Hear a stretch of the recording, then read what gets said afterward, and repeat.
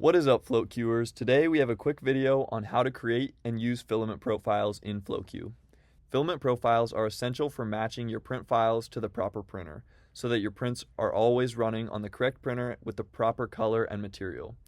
To start out, we will head over to the Filament tab on the left side of the screen. Since we don't have any filament profiles yet, we'll hit the Create Filament Profile button in the top right. Create a name for your filament profile. Then, if you're ordering from a specific manufacturer, you can add the stock keeping unit, or SKU, so you know exactly what filament you're running low on next time you need to go place an order. Add your material type and color. If you don't know the specific hex code, you can click on the color swatch on the right and manually select any color you'd like. Finally, we need to add the roll size and either a density or the length of filament on the roll. This information is essential in order to accurately track filament usage.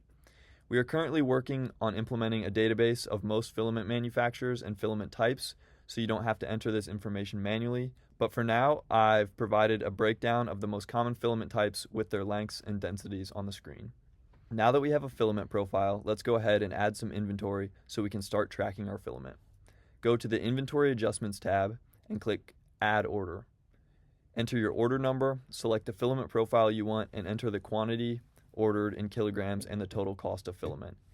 If you're adding filament to your inventory that is not a new order, you can estimate these values. Once you've created this order, you'll now be able to see your inventory level, current cost per kilogram, and total inventory value for that filament. As you use filament, FlowQ will track your usage and reduce the filament in your inventory. If you need to reduce your filament level manually because of wasted filament or filament being used outside the FlowQ system, you can use the reduction feature. Just enter the filament profile and how much filament was used, and it will be subtracted from your inventory level. Once you begin running your printers and using filament, you can go to the Filament Metrics tab and see the filament usage and cost data over time.